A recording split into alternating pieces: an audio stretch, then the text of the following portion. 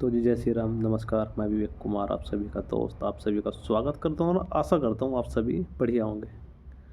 तो चलिए एक नई वीडियो की शुरुआत करते हैं। तो जैसे कि आप सभी को पता ही है, अतुल सुभाष केस जो काफ़ी आजकल चर्चा में है। अतुल सुभाष केस के जैसे न जाने कितने से केस हैं जो हर दिन इंडिया में घट रहे हैं। अतुल सुभाष का केस मीडिया में हाईलाइट हुआ, सबको पता चला, लेकिन कुछ केस ऐसे हैं जो मीडिया में हाईलाइट नहीं हो पाते। ये जाने अनजाने में देखें तो ये हमारे सिस्टम को जो है ना, सबसे बड़ा फेलियर ये है कि यहाँ पर जो है मेल्स की कोई सुनवाई नहीं है। जहाँ पर जितना एडवांटेज फीमेल्स को मिलता है ना इन कानूनों में, मेल को वो एडवांटेज नहीं मिल पाता।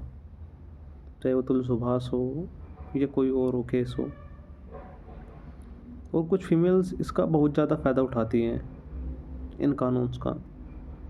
अभी आप बिग बॉस देख रहे हो सभी, बिग बॉस का जो लेटेस्ट सीजन चल रहा है, मुझे तो पता नहीं कौन सा है, तो उसकी एक क्लिप बड़ी वायरल हो रही है। इसमें कंटेस्टेंट्स है, उसका नाम कशिश है। उसका एक स्टेटमेंट आता है वीडियो के साथ। वो कहती है कि शादी के बाद 2 साल तक शादी करें, मतलब शादी होने के 2 साल तक साथ में रहेंगे, 3 साल डिवोर्स, चौथे साल अपना आधी प्रॉपर्टी लेके तू भी खुश मैं भी खुश, अपनी लाइफ सेटल। तो भाई इन लोगों की माइंडसेट कितना गंदा है। जो लोग पहले ही ये सोच रहे हैं कि बस शादी न समझ कर एक मजाक बना दिया और उसे एक पैसे कमाने का तरीका समझ लिया। जहाँ पर एक पुरुष अपनी दिन रात मेहनत करके कितनी अच्छे मुकाम पर जाता है, पैसा कमाता है रात दिन मेहनत करके, और ये सोच रही है कि सिर्फ 2-3 साल में ही अमीर बना जाए। इनके साथ में लड़कियां भी पिस जाती हैं जिनके साथ हकीकत में अन्याय होता है। खैर पुरुषों की तो कहीं सुनवाई है ही नहीं, क्योंकि इनको अपने एक वुमेंस कार्ड खेलना है ज़िंदगी के साथ। चाहे वो अतुल सुभाष केस हो, अभी कुछ समय पहले एक केस हुआ था जहाँ पर एक सफाई कर्मचारी की पत्नी एसडीएम बन गई। उसका अपने से सीनियर के साथ चक्कर, उसने उसको अपना पति मानने से ही इनकार कर दिया जिसने उसे एसडीएम बनाया, पढ़ाई लिखा सारा खर्च किया उसके ऊपर। उसके बाद लखनऊ का वो कैब वाला केस, जहाँ पर कैब ड्राइवर को भी सड़क पर मारा गया लड़की के द्वारा, जबकि उसमें कोई गलती नहीं थी। न जाने ऐसे कितने केस हैं जहाँ पर पुरुष की कोई गलती भी नहीं होती फिर भी उसको सजा दी जाती क्योंकि वो पुरुष है। जब एक महिला के साथ कुछ गलत होता है तो ह्यूमन राइट्स ये वो सब बैठ जाते हैं, अच्छी बात है। लेकिन जब किसी पुरुष के साथ ये घटना घटती है तो तब कोई वॉयलेंस नहीं, कोई धरना नहीं, कोई प्रदर्शन नहीं, कोई ह्यूमन राइट्स नहीं, क्योंकि हम पुरुष हैं। बड़े ही गंभीर समस्या है ये हमारे समाज की। जहाँ एक और तो आजकल की जनरेशन की लड़कियाँ कहती है कि we are equal equal equal, और जब बात कानून कहती है तो हम तो लड़कियाँ हैं जी, हमको प्रायोरिटी दो, हमें पहले करो। भाई हमारा दुख दुख नहीं होता क्या? या औरतों का दुख ही दुख होता है, हमारा दुख दुख नहीं होता? ये बड़ी ही गंभीर समस्या है हमारे समाज की। ये एक दिमक की तरह समाज के अंदर घुसी हुई है। जैसे दिमक है ना, धीरे धीरे खाती रहती लकड़ी को, ऐसे ही ये लोग धीरे धीरे हमको अंदर से खाते हैं। हालांकि कुछ लोगों की मेरी बात कड़वी लग सकती है, पर ये सच है।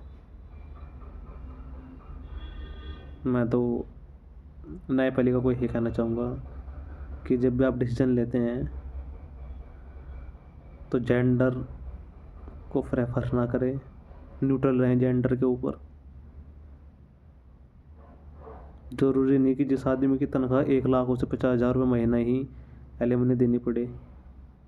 आप लोग उसके पीछे का स्ट्रगल नहीं देखते कि उसने 1 लाख कमाने के लिए कितना बड़ा स्ट्रगल किया होगा। ठीक है, मैं मानता हूँ कुछ जगह गलती पुरुष की होगी, लेकिन ऐसा नहीं कि 100 के 100 केस में ही गलती पुरुषों की होती है। हार्दिक पांड्या को ले लो, मोहम्मद शमी को ले लो, न जाने कितने दिग्गज खिलाड़ी हैं या व्यक्ति हैं जो सिर्फ शादी कुछ साल बाद ही अलग हो गए। उनकी पत्नियों की माइंडसेट देखो कितना गंदा माइंडसेट है। प्रॉब्लम होगी, सभी घर में होती है, थोड़ी बहुत होती है, लेकिन इतनी बड़ी भी नहीं होती कि शादी के 2 साल के अंदर ही डिवोर्स हो जाए या 3 साल 4 साल के अंदर ही डिवोर्स हो जाए। क्या इतना भी पेशेंस नहीं है कि शादी 2 साल भी नहीं टिक पा रही? अगर आपको अंडरस्टैंडिंग नहीं है तो आप मना कर दीजिए पहले ही, है नहीं? लेकिन बहुत बड़ी गंभीर समस्या है। और ये कंगना रनौत जी ये क्या कह रही कि 99% पुरुष गलत होते हैं। कभी खुद को देखा आईने में? अपनी शक्ल देखी है जो पुरुष को आप गलत बता रही हो? कभी खुद का चरित्र देखा आपने? धिक्कार है आपके ऊपर, आपकी सोच पर। यह दर्शाता है कि आपकी सोच के अंदर कितना गंद फैला हुआ है। और ये वुमन कार्ड तो खेलना बंद ही कर दीजिए। और जो ये आप लोकसभा में बैठे हो ना, ये आप अपनी बदौलत नहीं बैठे कि आपने मेहनत की है। आप किसी और पार्टी से टिकट लेके दिखिए, अगर आप जीत भी जाए तो बोलना। आप बताओ क्यों जीती है? क्योंकि आपके सिर पर हाथ बीजेपी का है।